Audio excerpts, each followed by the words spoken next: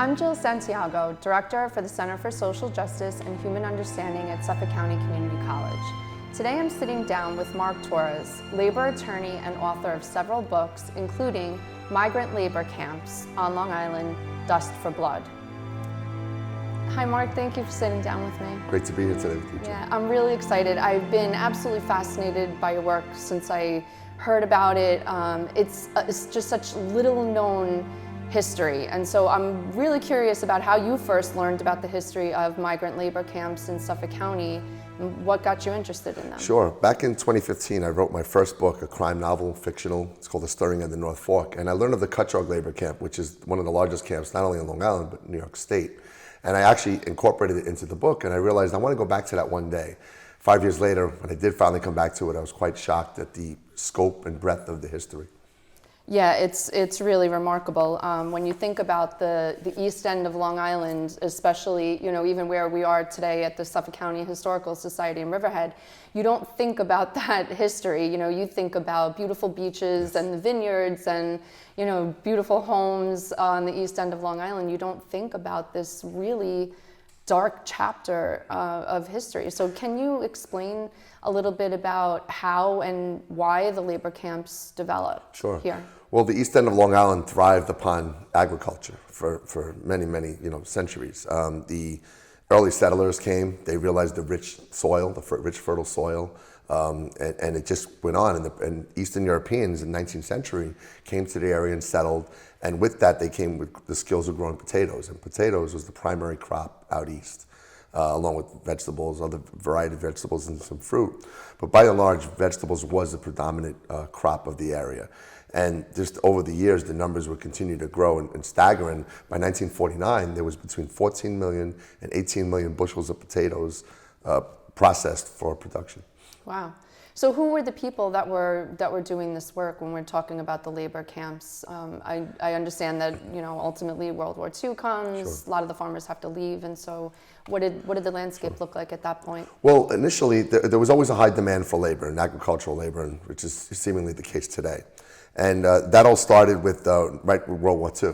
So many men went off to fight in the war. There was a large demand for labor, a shortage of labor, and the Suffolk County itself employed or utilized a lot of different options to bridge that gap. They used German prisoner of wars from Camp Upton. Oh, wow. They used Chinese American citizens. They used Boy Scouts, Girl Scouts, you name it, even people from the Polish Displaced Act of 1948. But these were all Band-Aid approaches. They needed a consistent pool of labor to go on. So the U.S. government eventually intervened and opened up the first 4 camps on Long Island in 1943.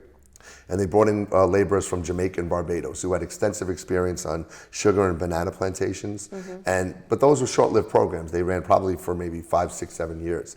After that, again, the need was still there, the high demand, and primarily black workers from the U.S. South were brought in to work on these farms, and that was pretty much the norm all the way throughout the period.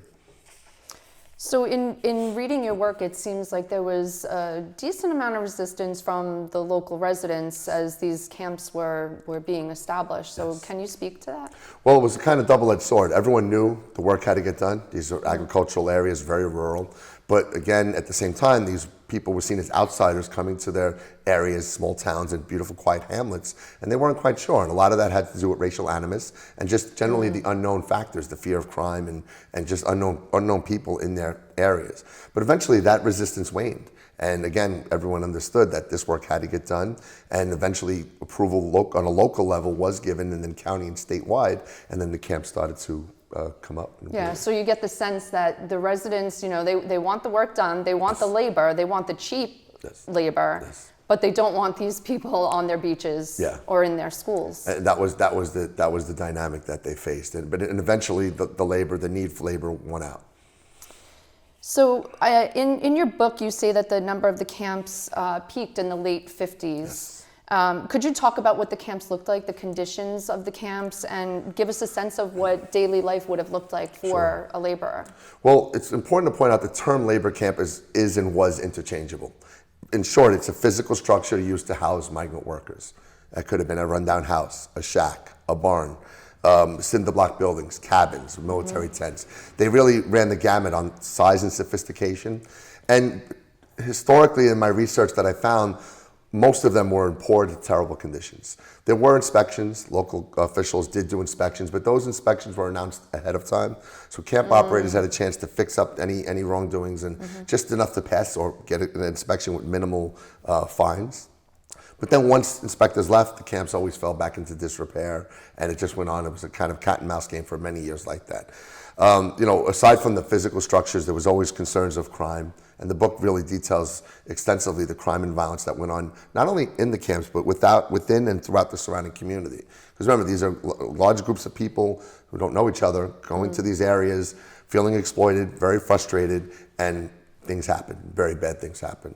There was also, the book also delved into the psychological stress from isolation, boredom, alcoholism. There's a high rate of alcoholism of many of the workers. So the conditions were certainly not optimal, and it was just kind of a faulty system throughout the whole period that I've covered. Yeah, it's really an astonishing history, and I think even beyond the people that were actually working the fields, this impacted even their children. Yes. I mean, what would life have been like for them, and how did this negatively impact them? Sure. Well, the Cutchogue Labor Camp was the only school known to have actually a school inside the camp. It was a large camp, could hold up to 300 people at one time.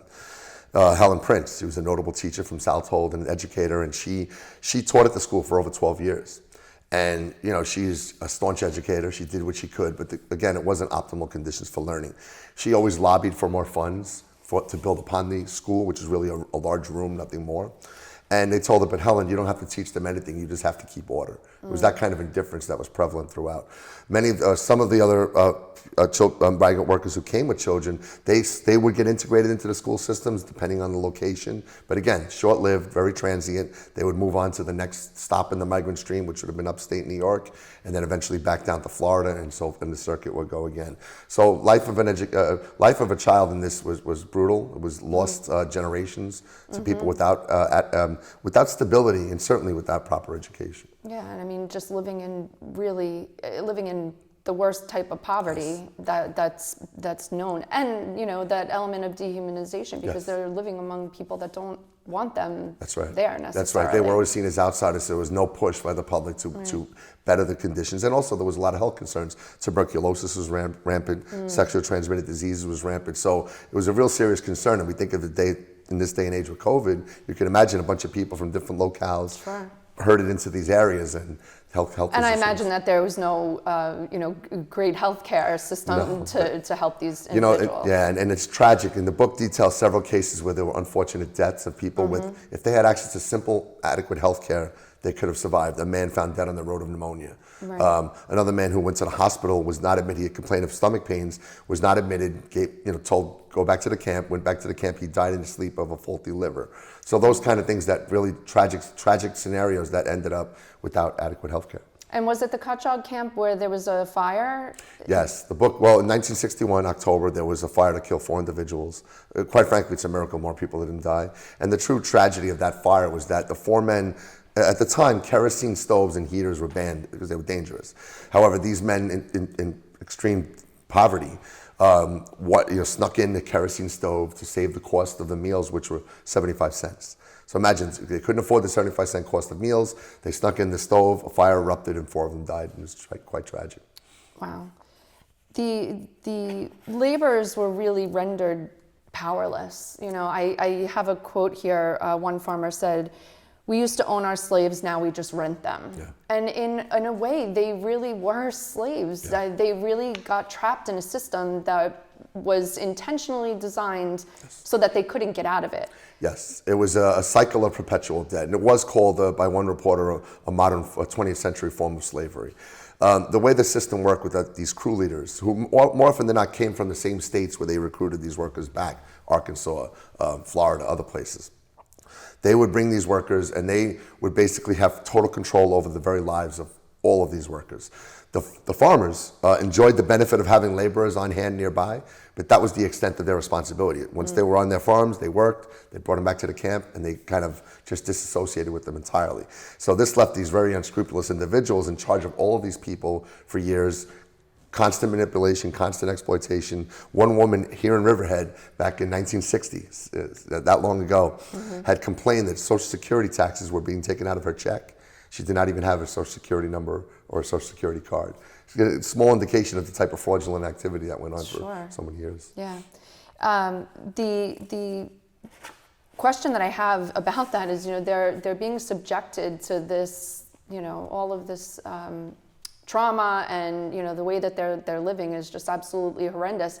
Was there any type of unity among the workers themselves, or any type of attempts to unify to try to change the conditions that they were living in? Sadly, no. I can tell you one example. In 1947 at the Greenport. The Greenport camp was in Greenport as an old mansion. It was reused as a labor camp. And in 1947, there was a group of about 200 workers from Mexico, and they protested the wages that they were being paid. At the time, it was 60 cents. There was a hearing at a nearby school. Local farm officials, the workers had no representation. The agricultural board ruled in favor of the farmers, and the workers seemingly went back to work the next day. It seemed like a small act, but a very big act of unity, and rare for the time, certainly. Yeah. So in 1958, there were 134 camps in Suffolk County, and that was the peak. Can you talk about the decline and what happened to the workers? Sure. Over the years, the increased usage of machinery led to the decreased need for manpower and thus less labor camps. And that went on for many years. And also the land values, particularly on the forks, grew exponentially. In fact, and what happened was all the farmers at that point had sold out, they cashed out. They just were done facing the agricultural the challenges that they were having for many years.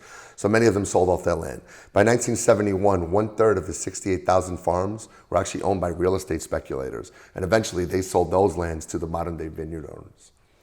At the peak of this, how many laborers were there on Long Island? Oh, that could have varied from 6,000 to 7,000. But again, it was transitory, and many of the workers would stay. Some would stay for the potato plant season, which was from August to November, but many will come much earlier and stay maybe 6, 7, 8 months. And those, in fact, many of them settled actually in the Riverhead area. We're here today in beautiful Riverhead. It has a long history.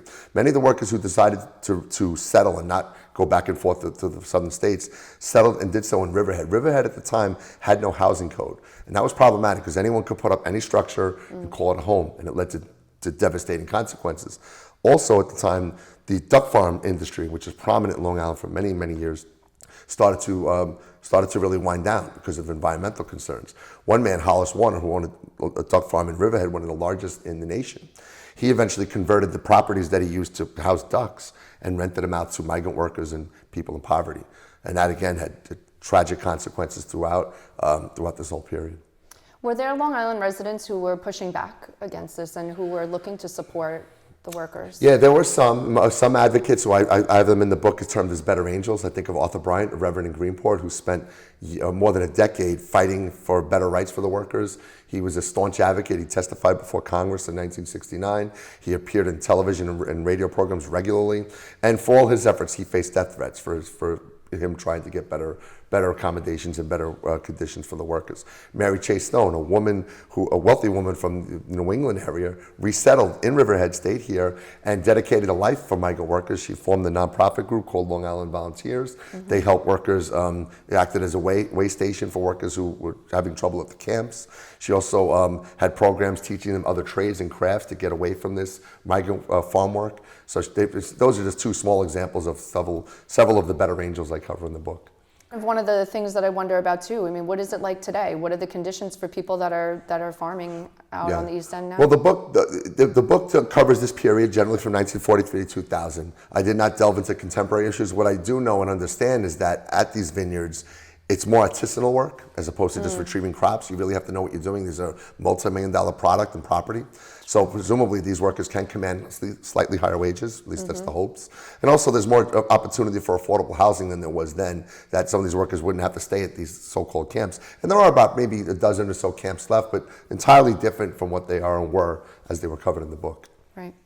So what I would like to ask you is, were there any laws at the time that applied to the workers? Sure. Sadly, the National Labor Relations Act, which is the federal labor law enacted in 1935, did not apply to the workers and still today does not apply to agricultural workers. It took New York State until 2019 to pass a New York State version of a labor act that incorporates some protections and benefits for farm workers. But sadly, that was many years late past the subjects I mentioned in my book. Yeah, decades after. So that's astonishing. It took till 2019. In California, in 1971, they passed their laws. They were well ahead of the curve. So it really is a sad legacy here in New York and certainly on Long Island that there was no laws enacted to help better these conditions. Right. So what would you want students to know about this history? Sure. This is just another sad example where industry was valued far greater than human life. And sadly, we see that throughout much of humanity, and even today with large corporations who take advantage of their workers, those who are certainly not unionized, who don't have the ability to fight for better conditions of employment. And me as a man of labor, I fight for that. I don't have the occasion of representing farm workers, but I certainly see them as brothers and sisters in labor, and I have a kindred affinity for them, and I do want to offer my services pro bono when possible to help them in their fight for better rights. That's great. Thank you. This work is just really valuable, and I think our students are going to be really shocked to learn about this history. So thank you. No, my pleasure. Thank you for having me. Thanks.